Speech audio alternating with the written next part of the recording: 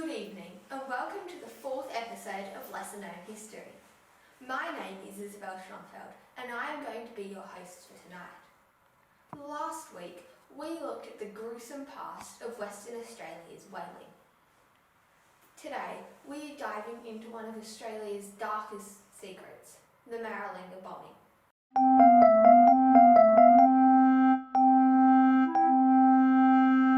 The Maralinga bombing is a series of atomic bombs that was dropped on Section 400, the town of Maralinga, South Australia, between 1956 and 1963.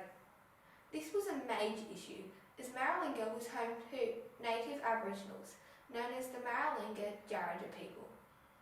The British dropped 7 atomic bombs on Maralinga, one double the size that the Americans dropped on Hiroshima. The British thought that the land was empty and nothing was on there, which caused a lot of controversy. This is now a contested topic, so tonight on the show we will have 2 people covering for us, Leanne Gwynn and Anna Mackey. But before that, our team has put together a short clip to help you understand how an atomic bomb works. Nuclear fission makes the atomic bomb explode. Nuclear fission is the splitting of an atomic nuclei. To activate a bomb, a single neutron strikes the nucleus of an atom. This atom must be an atom of radioactive material such as plutonium, which was used in the Maralinga bombings. When this neutron hits the nucleus, it splits the nucleus in half and knocks a few more neutrons free. This process releases energy. The neutrons that are now by themselves knock into other plutonium nuclei, releasing more neutrons and creating more energy. This results in a chain reaction which releases massive amounts of energy, destroying everything within a certain range. That was explained very well. Thank you, Anna and Leanne. Anna, what have you got to tell us tonight? Thanks, Isabel. I am here at the Maralinga test site, a 10-hour drive from Adelaide in South Australia. This is one of the 3 bomb sites that the British used in Australia.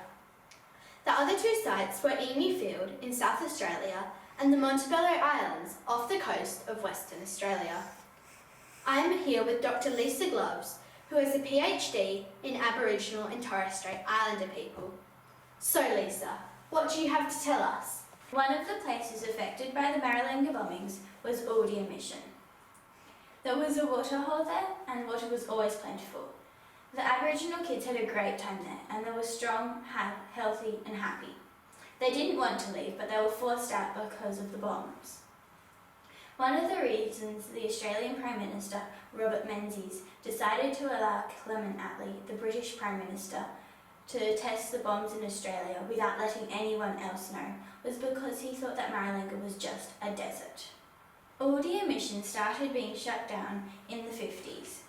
And everyone had to move south to Yalta. They had to adapt to this new country and learn the language. It was like moving to a completely different country. I agree. It is horrific the things that the people living in Udia had to experience. Were there any other major effects from the bombings? Major effects from the bombs include Aboriginal people not owning the land until 2009. Which is 56 years after the bombs. Also, the Aboriginal people that moved back onto the land weren't properly notified about the danger, and many of them now live with lung cancer and heart diseases. This resulted in early death for many Aboriginals, which is completely unfair. I find it outrageous how the British just left us with plutonium-contaminated soil ploughed throughout the ground. The reasons the test happened in the first place was because Menzies wanted to keep Australia's good ties with England. But I know this is a valid reason, but they shouldn't have actually had the bombs tested here. It is not Australia's fault. Thank you very much for your time. We have been granted access to a video of one of the bombs exploding and will play a short clip from it now. Maralinga test range in the stark, wide-open spaces of South Australia. Operation Buffalo involved setting up a village for servicemen taking part. And the team of scientists was headed by Sir William Penny, seen arriving to supervise and observe the atomic explosions. tanks were one of several target response items. 25-pounders and AK guns were another. How would they stand up to the explosions at various distances? All had to be tested first, of course.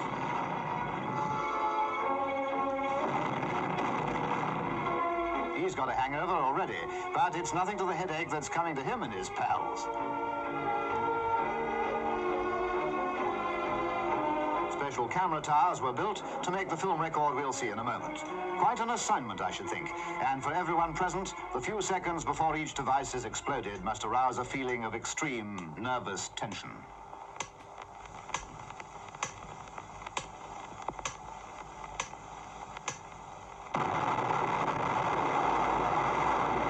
Patterns of tracer rockets crisscross the impressive and symmetrical atomic cloud formation, playing their part in the scientific record of the burst. And scientists in special protective clothing advance to the target area. If the scene of havoc is less impressive than might have been expected, remember that these test items were placed many miles away from the explosion. The Valiant, as we know, is one of Britain's A-bombers. And here's one winging away over Maralinga to drop another device during last year's series.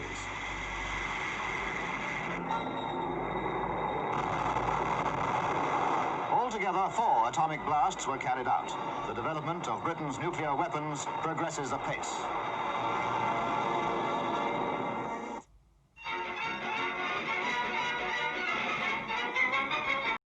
Wow, if that hasn't made you think, what will?